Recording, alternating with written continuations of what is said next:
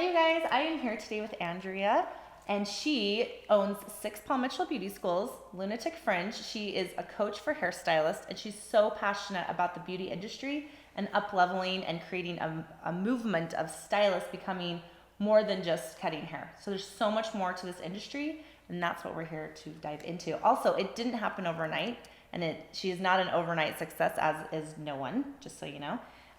So we're just here to kind of hear her story. She got married at 19. She is a mother. She was a stay-at-home mom, and now she owns 6 beauty schools. So how did that happen, Andrea? Right. Okay. Let's get into it. Okay. Well, I got married at 19. We got married really young.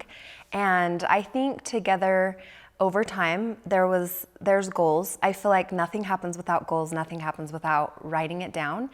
And I believe how that happened was slowly being together and working towards our goals. So we would get having common goals. Yes, we never got anything given to us. So I think knowing, okay, you can hit success from starting from scratch, basically. At 19. Yeah. And so, yes. So real quick, at 19 though, did you have a vision of like, I want to own beauty schools, or I want to reach this certain amount of wealth? I know a lot of young kids out there are like, I want to be a millionaire, but what does that actually mean? I don't even think they know. It just seems like the right thing that you should say in America. Like, yeah.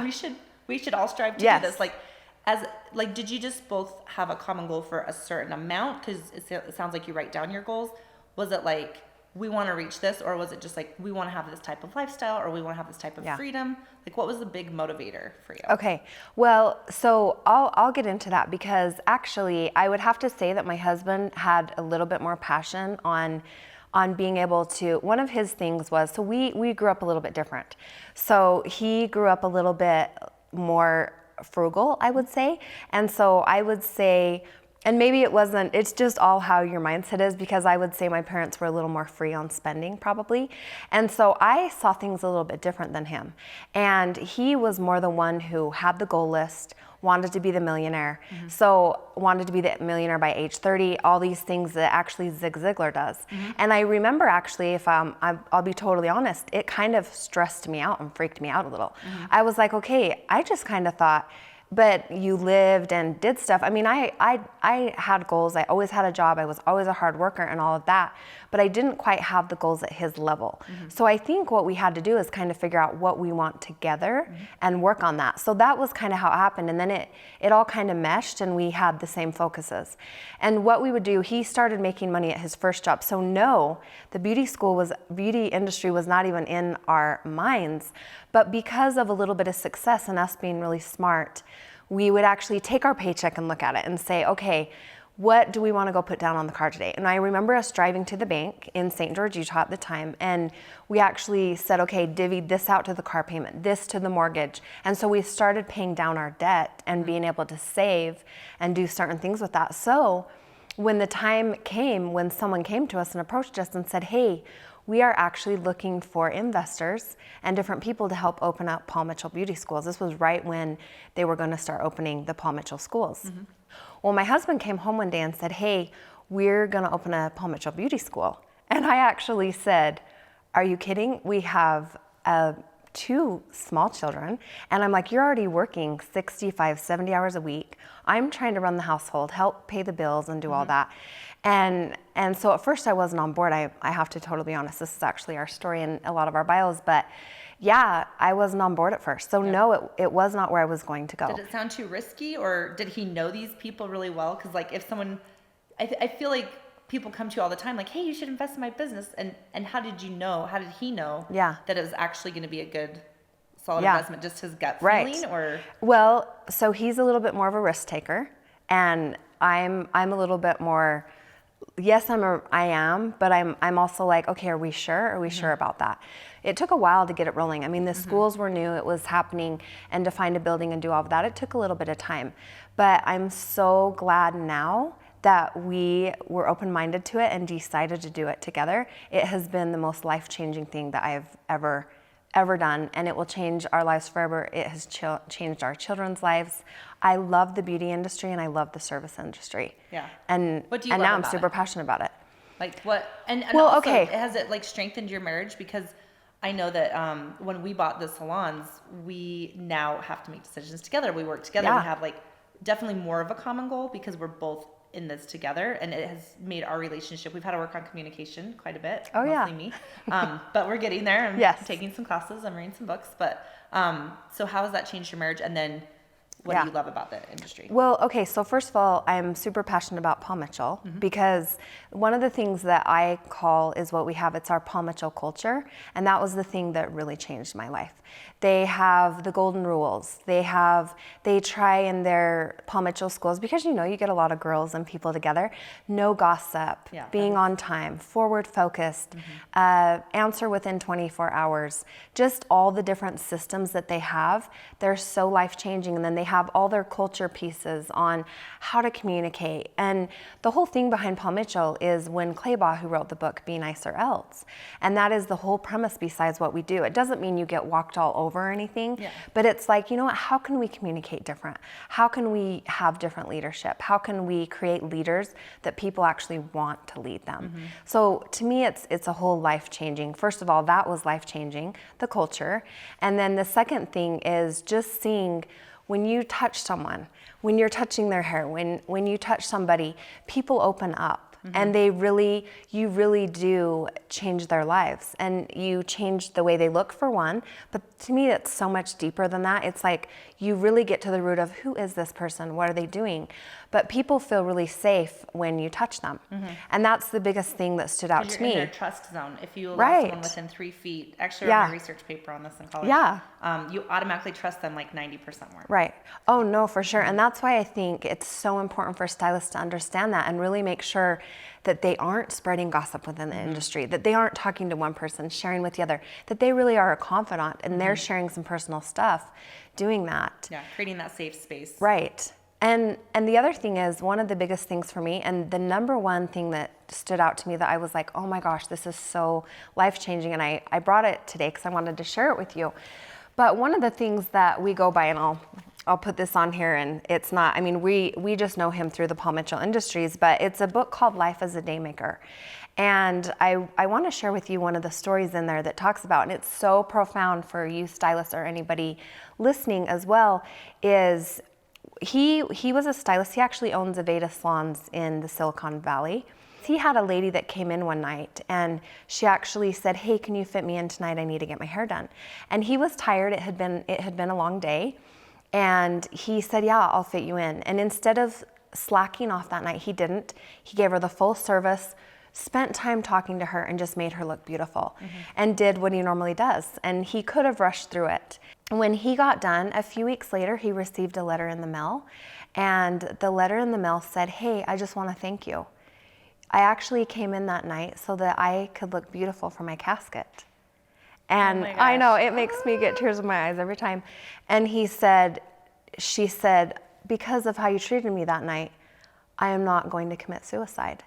And I feel better. And at that point is when I believe, I don't know exact timelines, is when David Wagner wrote the book Life as a Daymaker, I think shortly after. Yeah, because he realized his why and his purpose was so much more than just coloring your gray roots. It was connecting with that human in the chair. Yes, and that's why, so I love that story. For me, this is why we do what we do. This is why I'm not actually a stylist myself. I'm a business owner.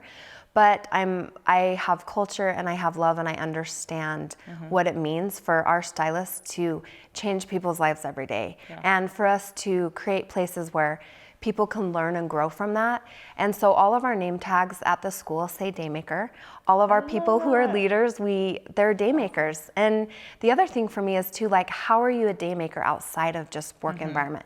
Do you live what you practice inside? Are you the same outside of your work, inside of work? And to me, Daymaker just says all that. Like, do you cut people off in traffic? It's such a dumb thing, but we can create and change the world by small acts of kindness, by not cutting somebody off on the freeway, letting somebody in, opening the door for somebody, not being in such a rush. So to me, it's like, I'm always checking myself because I'm not perfect. How am I a Daymaker? What am I doing for others outside of work? So to me, this book is everything. It's an easy read.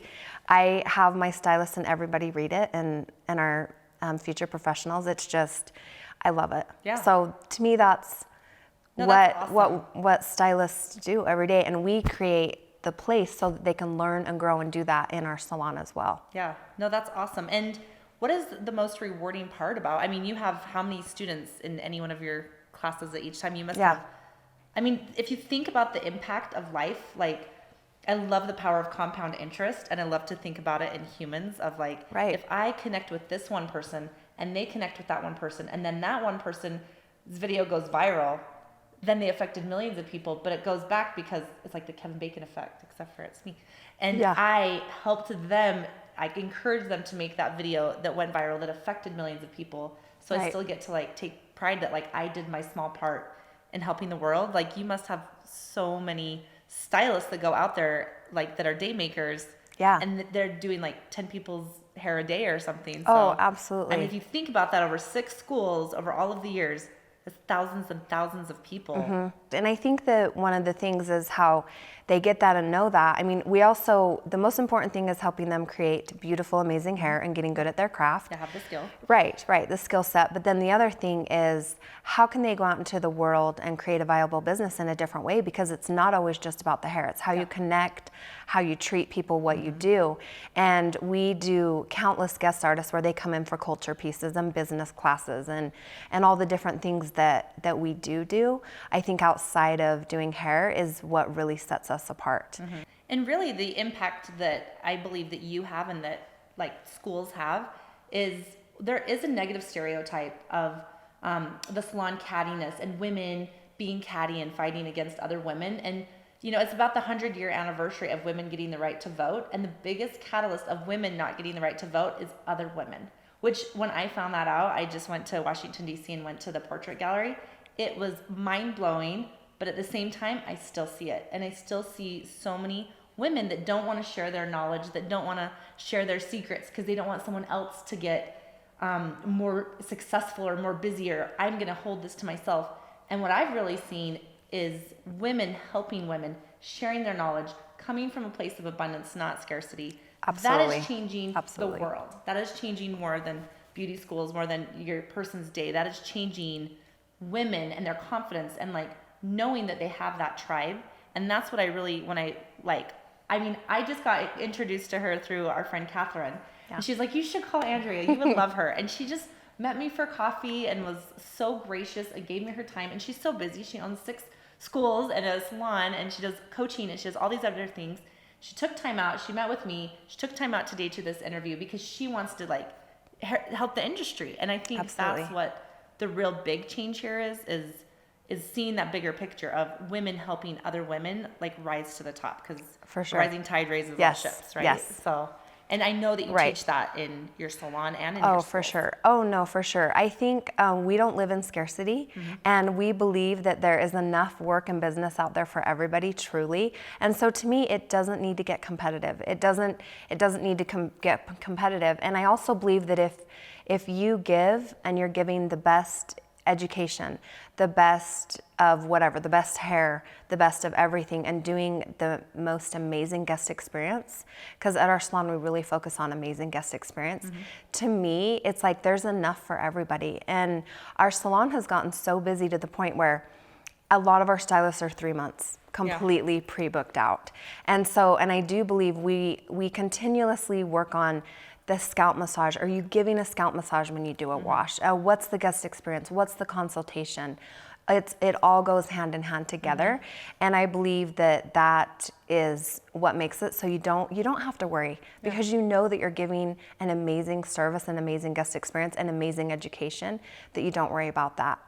One of the things I was going to say too about that is, so we are lucky enough to have amazing partners in our businesses. So we have in Houston, our overseeing owner is John Kansky, and he is an amazing owner and partner. And so it does most of the stuff that we focus on. My husband does a lot of work with him on those, and then most of my businesses are the Logan School, the St. George School, and Lunatic Fringe, so the Utah-based ones. But we have amazing partners that we've partnered up with that really help on those. The salon, it's just us, but our Paul Mitchell schools, we have some partners that we work with on that as well. Well, I think it's that you need to be the change that you want to see. Yeah. And I think if you don't see anyone else charging for haircuts, then you don't think that you can charge for haircuts. So it just takes one person to be like, no, I'm going to charge for haircuts. That's stupid. Yeah. Haircuts are $65. I went to Vidal Sassoon. I am given an amazing haircut. Right. And the haircut is the style. So why would I give that away for free? Because I value my haircuts more than my colors, actually, as a stylist. So it just takes one person to change that and to do that. And I think these newer kids coming in, because when I went to beauty school, we didn't have any education like that. So thank you for raising good stylists almost, because I do believe Paul Mitchell schools, when they come into image studios, I do think they do charge what they're worth. They have a system of pricing. They show up and look professional. I mean, you'd be surprised at how many girls want to come in and charge $200 and they're wearing I don't care if it's Lululemon, it's still gym clothes. I don't care how much they cost, it's still workout clothes. It's totally still agree. Not professional. Yeah. And I mean, yes, if you've done someone's hair for 20 years and you're coming on your day off, whatever, but like for a regular day-to-day, you need to be professional and like that customer service that you talked about. And actually only 80% of the whole experience, only 20% is the haircut. 80% is how they show up, how they greet you, how they rebook you, how the scalp massage was. Agree. All of those other little details, that's 80%. 20% is how actually good the haircut or color is. Right. So it is really all those little details that make up everything. Yeah. Where do you think the industry is going now? Like, we've kind of changed. I mean, it went from like Vidal Sassoon, he's the one who got rid of the blow dryers, and like the cut was, if you don't look good, we don't look good. You know, and then Paul Mitchell changed the industry a lot with like products and the way that he packaged it. And his story alone is like amazing. It's like so inspiring. It has been inspiring before I even did hair. Yeah. I loved his story. And now it's like, you know, we have this age of Instagram and social media, whereas when I started doing hair, like we didn't, and probably in 2010 and 2006, they didn't really have, that's not how you built your clientele. Like it was word of mouth, hitting the pavement, handing out flyers. How do you think that that's changed the industry? Like how have you seen? Well, I think it's amazing because we started before social media was big, and then it kind of started, and then obviously websites and everything. So I think for a young stylist starting out, or a stylist of any age who wants to build their business and start out, to me, it's amazing. I mean, how much easier is it? I feel like when we started back in 2010, I mean, obviously we had Google and all of that, but even Google search has been huge for us.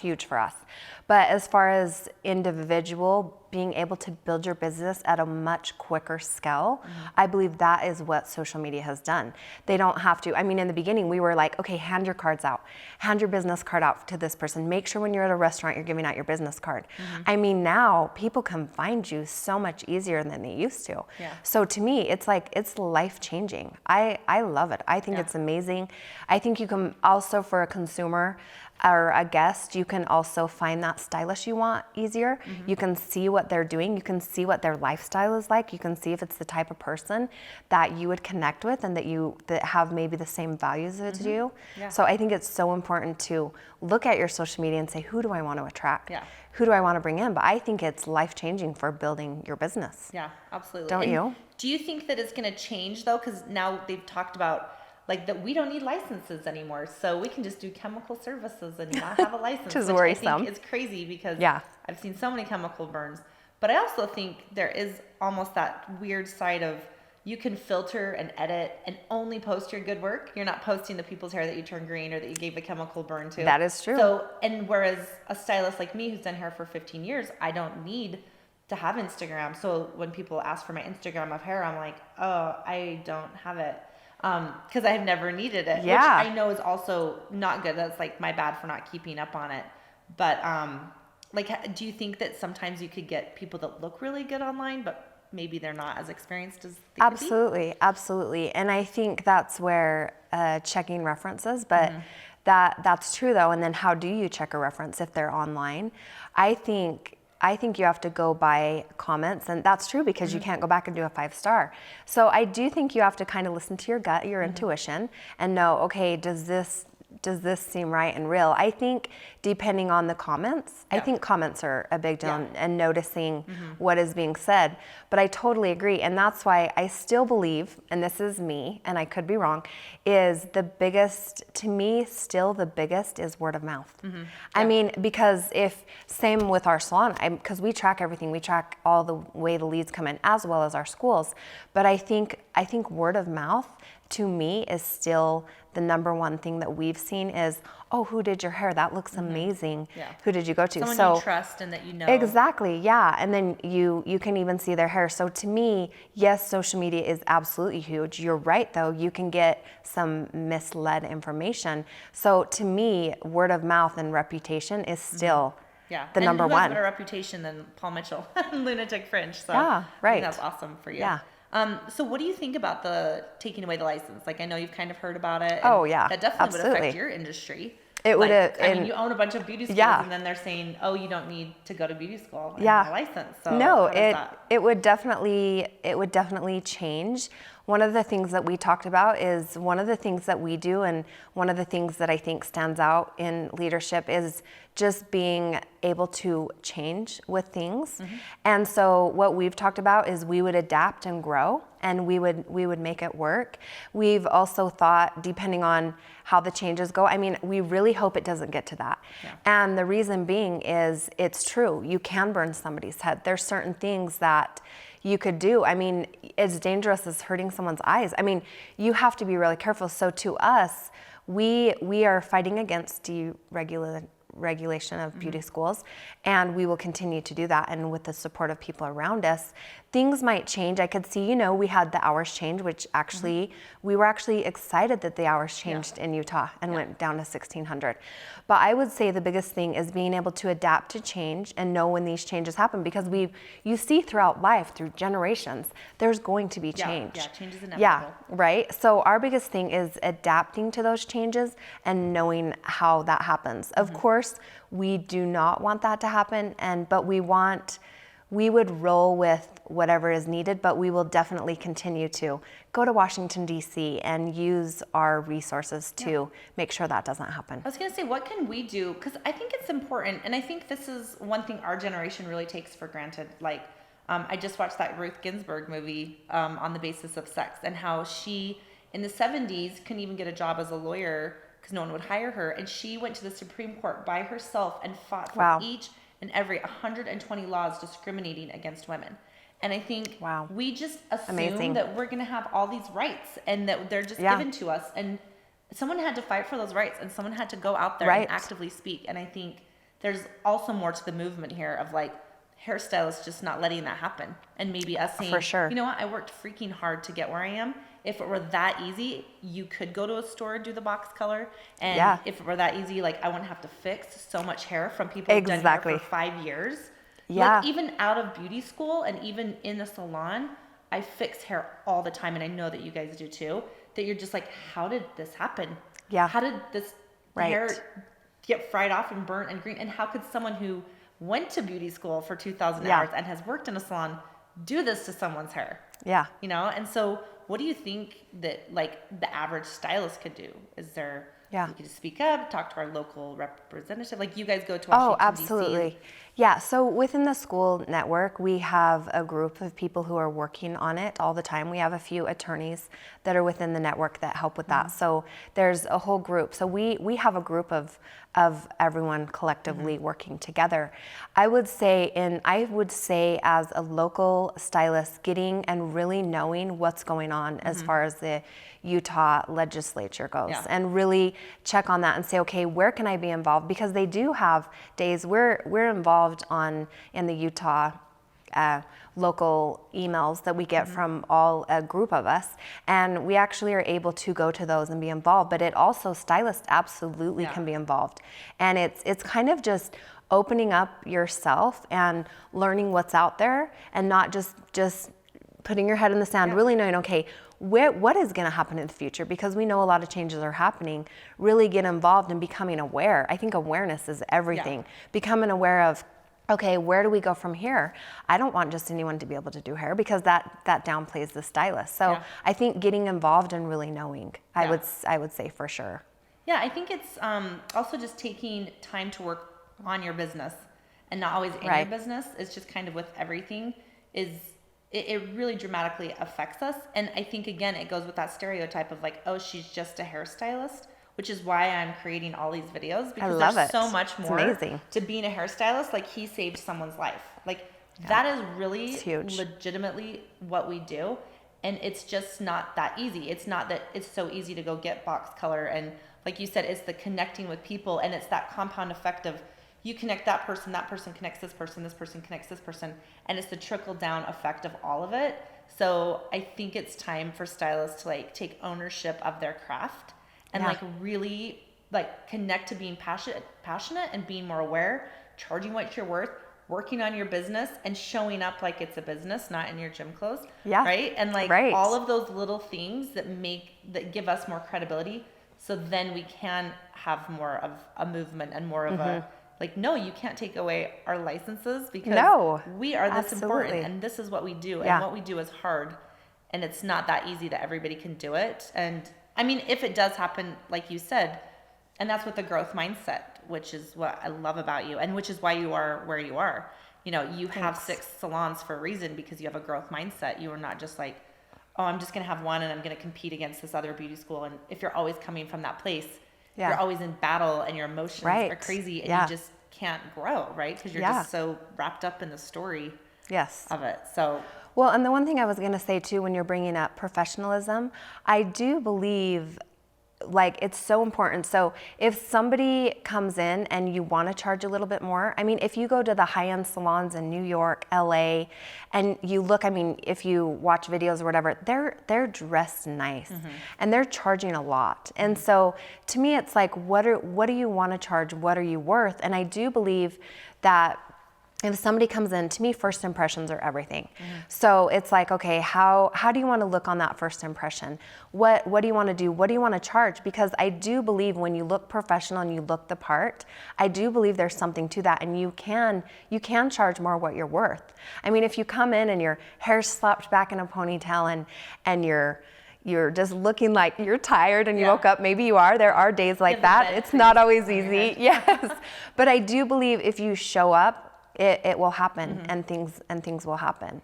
Yeah. So yeah. You have gotta to know. create your brand and then be your brand. Yes. Right? So, yes. And that goes with everything, because I know Lunatic Fringe salons are beautiful. And I think that has to do with like, is your station beautiful? Is your, you know, is that what is it you clean? have seen with stylists? So you've probably seen so many people not be successful. Yeah. And so many people really make it. Like, what's the big key indicator of the ones who actually make it and make it a career? Because statistically, only 90% of stylists don't, like after 10 years, 90% of stylists don't even do hair. Oh, right. So it's only that top 10% that after 10 years is still doing hair. What do those top 10% have that you've seen that you feel like if someone's really wanting to make that shift in their career? Okay. So there's a couple things that go into that, but first and foremost, and I believe that me and my husband both believe this. We've been around many people, ran our companies, he's ran other companies, and to us it is so simple, but it's deep too, because there's more to it, is what is your attitude? What is your attitude? And it's not easy to always have a good attitude or a positive attitude, but it is like, because you're going to have bad days. You're going to have stuff that happens. It happens to us. It happens to everybody. But it's like at the end of the day, what is your resilience to change? And what is your resilience to anything, your adaptability to be able to handle those things that come your way? Because when you're new out of school, you know there's going to be a few things like you're going to mess up people's hair. And it is totally normal, and it's going to happen. I think for us, the big thing is having someone there that is a mentor or somebody who is like, okay, there's a master stylist by you that you can pull from. If something goes wrong, you have people. We have a full assisting program, so that does help. I do suggest anybody going out of school, no matter where they're going to go work, is assisting for a little bit so you can get that extra. But I would say the biggest thing that I've seen truly is attitude. How well do they adapt? I'll say we have a few people. We have a lot of success stories of a few of our people. We had one girl that actually went to our schools, and she kept reaching out to me and saying, hey, I want to work for you. What do I need to do? So finally we gave her a chance, and we started her at our front desk at the school. And she did amazing at the front desk. And then I was like, oh my gosh, she's doing amazing. I'm gonna move her over to admissions. We moved her to admissions, and there's a lot of changes and a lot of things that happen. She did amazing at admissions. So next we said, hey, do you wanna come and help us open up a couple of the other schools we're gonna be working on? So she moved to Logan, and she helped get admissions going up there. Then we moved her to Houston. And then she did amazing in Houston, and now she's in Milwaukee as our main. Dream. Right. She's been able to travel because that was her dream. She wanted to travel around. She is at a very good salary at this point. And I have to say, continuously, because she was able to adapt with even some of our changes and move with it, she definitely is a success. We also have another person who we opened Logan with about close to 5 years ago. And every time we would go to the school, there's a lot that goes on to moving a school over from a different type of school to Paul Mitchell, because we have so many systems and so many things you have to change over.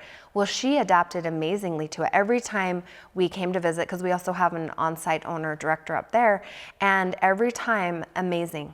Like, I have to say, attitude, being able to adapt to change, and it wasn't easy. She had to doing switch. What you need to do. Yes, that's right. My job. Like, you have to do more than what you get paid to do. Oh, absolutely. And by staying a little extra and not being the first to leave, being one of the last to leave, well, then last year we decided to offer her and her husband to buy into our partnership. That's awesome. And I have to say, like, okay, she has amazing skills anyway, but the number one thing that we chose that off of was attitude and just her adaptability. So you can say, oh, attitude, it's just something small, but our brains are naturally wired to be more negative. We have to push through to be positive each and every day and do those things that it's like, okay, I can handle this. What's thrown my way today, I can handle it and I can get through it, and it's going to be okay tomorrow.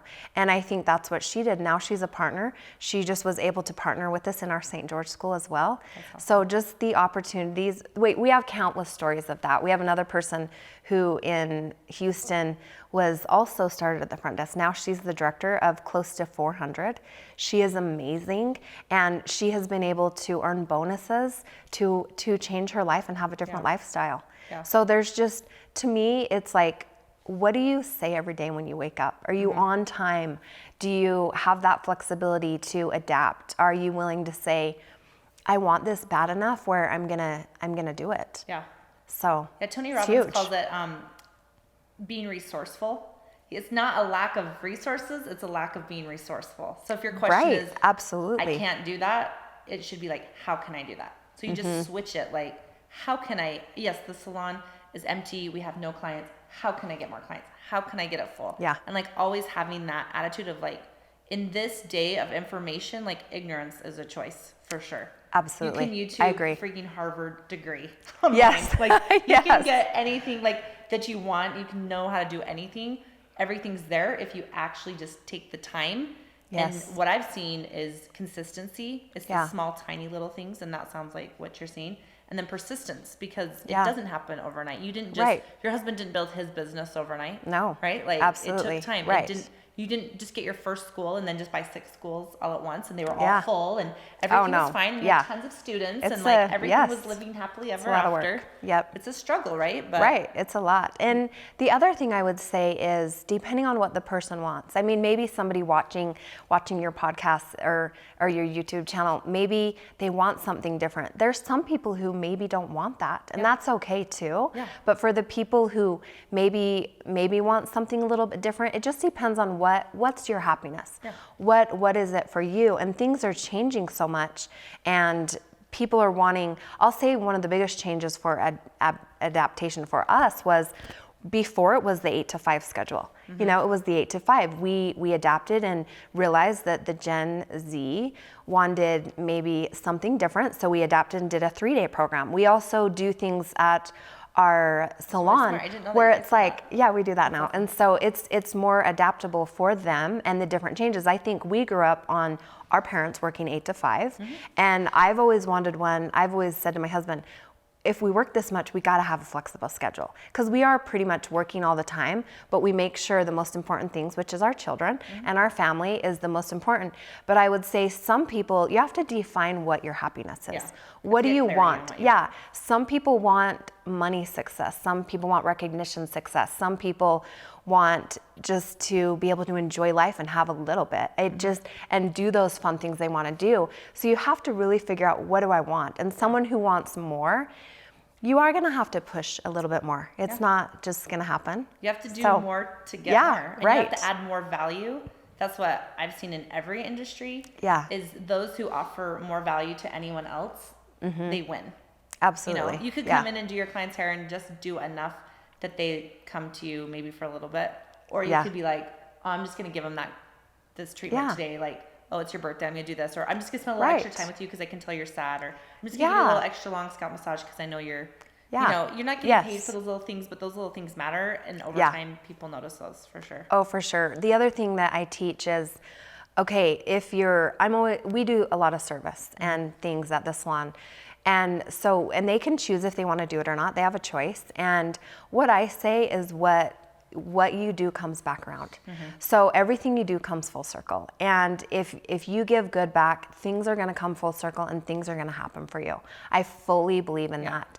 And so I believe someone might not notice, oh, I'm serving and I did that 5 years ago. But things always come out for the good. When you truly live good and you live well and you want to help other people, I believe it comes back. And to me, that's everything. So I'm always kind of careful on what I do, making sure, okay, is that for the betterment of the people, or is that for the betterment of the collective? Like, what am I doing to really help and grow and develop people to where you just want a better life? Bring it around. And some people call that karma. I don't really like to use that word, but what are you going to bring back to you? What do you do every day? The law of compensation. So Marianne Williamson wrote a book called The Divine Law of Compensation. Okay. And generous people have more to give. It's like if you dig a hole of dirt, it has to get filled somehow. So it will get filled with rain, or water, that is amazing. Or garbage, or flowers. I love it. That is awesome. I have got to read that book because that is just how the universe works. So like, so true. You give something out, it has to come back to you in some way. For whether sure. it be good or bad. Yes. And that's oh my gosh, I love lesson. that. I'll have to read that book. Yeah, sounds amazing. So we're at the end of our podcast, interview, YouTube, whatever it's going to be. I have no idea because I'm just doing this for fun because I love it so much. I love it. And what I would love to just leave you, I'd love Andrea to leave you with one thing for you young new stylists, and she's going to tell you what it is. I just put her on the spot. She might not know what it is, but she'll think of it. Well, okay, it kind of goes back to the happiness, what we were talking about. I think as young stylists, I think the number one thing is I guess you can't totally know what you want because statistics show now that people change a lot more than they used to. So the thing that I would say is really do your research and really find out, okay, what type of company do I want to work for? Where do I want to be, and who do I want to spend that time with? And I would say really look at it and define what those goals are. There's so much information, like you said, online about goals. One of my husband's biggest thing is Zig Ziglar. And I mean, I know that's kind of a little bit changing, but he has books and ways that you can go through a system. My husband also has a thing, and it's called a Believe It book, and it has a system to take you through as well. But I would say the number one thing is really go into your heart and say, what do I want for my future? What do I want for my life? And where do I want to go from here? And then track down those salons, those places that have that culture so that you really can attract what you want and what you want to do. And then the last thing would probably be find a good mentor. Wouldn't you say really find somebody or a few of them and know what your core values are and say, okay, do my core values fit with that mentor? And know your core values and say, okay, that's the mentor for me. And then follow them and get to where you want to be. But to me, it's like writing down your goals and knowing truly where you want to be is what I would say. Yeah, absolutely. And I will end with this quote that I read yesterday, which totally fits in with that, is a dumb man never learns from his mistakes. A smart man learns from his mistakes, but a wise woman, I change it, I love it. learns from other people's mistakes. And that's what a mentor really does, is it will save you 10 years, 25 years. And that's why mentors are important. They've done it, they've messed up, and you can learn from their mistakes and save yourself some time. And all we never get back in our life is our time. So thank you for your time. Yes, thank you. For You're watching, amazing. Everyone, and I hope this was inspiring. I would love some comments and and we'll put notes to the Daymaker. It's by David Wagner. David Wagner. So I'll put a link to the YouTube video down there. And I'm going to buy myself one too. So thank you. Have a beautiful day, you guys. Thank you. Thanks.